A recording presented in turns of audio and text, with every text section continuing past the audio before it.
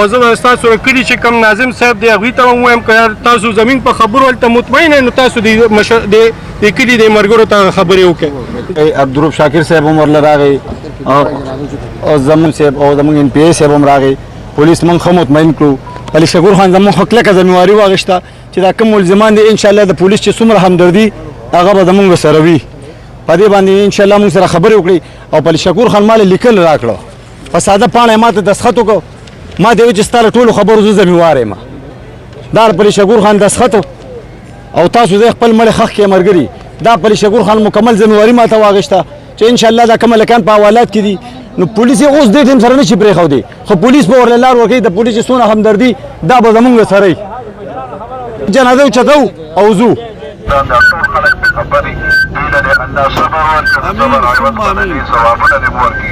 دا نور فسادونه نه الله ټول مسلمانان بچي.